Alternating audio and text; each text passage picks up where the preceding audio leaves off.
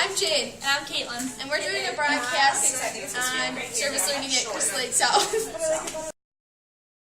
Mr. Mike Hollins, a guidance counselor here, about Pay It Forward. And we chose to interview our principal, Mrs. Pata. We also interviewed Mr. Benedetto, who is the service learning leader for MS. How can the community get involved? Well, I think it just depends upon the service learning group and their mission. I do think we had a lot of service learning groups within our building this year actually involve the outside community. And so I think that, when asked, I think we did do just that. And I know there were a lot of groups that actually raised funds and gave money to charity. And I think when that happens, they always are in need of funds, and those funds are usually used, to help other people, which is really what service learning is all about. So. Okay, so how did the idea for service learning get started? 4 years ago, our staff was doing a research project on what did we think would be the best way to improve our school. And they divided into 6 different groups and researched 6 different possible programs. And one of those was service. And so at the end of that school year, the staff voted on which area they felt would have the most impact on our school, and that was the winning category.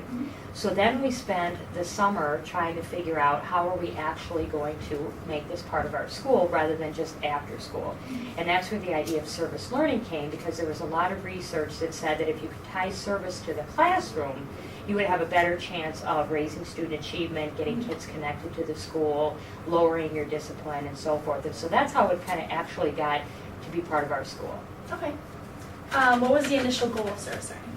The initial goal was to raise student achievement, and what we looked at through that was our number of disciplinary consequences. Did we have fewer students who are being suspended, or 2 hours or 4 hours and so forth? We looked at grades, and we used Fs as our criteria, so were we able to lower the number of Fs that students got? And then we looked at attendance, and is our attendance better as a result of implementing service learning? So from the first year, did that actually improve? Each year, we've actually seen gains in each of those areas. Now, in education, it's a little difficult to say service learning was exactly the thing, because you're trying other strategies and the kids are changing a little bit, but that's the major program that we implemented. So you would suppose then, or support that service learning impacted those things positively, because we saw great strides in all of those areas. Who is all involved in this?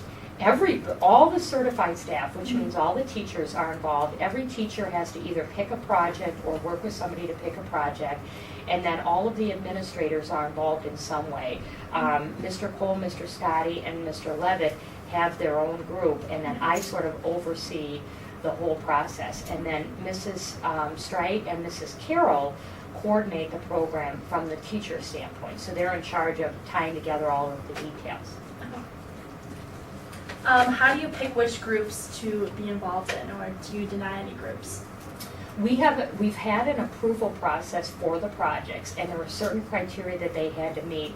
For instance, they had to describe the project, they had to tell how it connected to their curriculum, they had to describe what resources would they need, they had to talk about how many students and what the students would actually do as a result of that.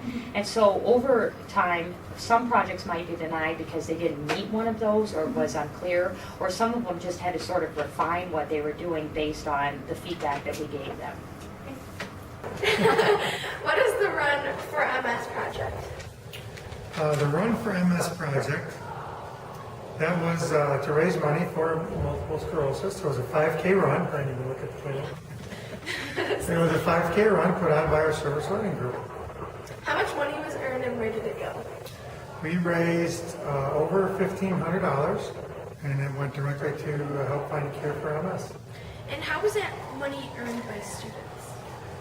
Students, first and foremost, put on the race, administered the race, took the fees in from the race.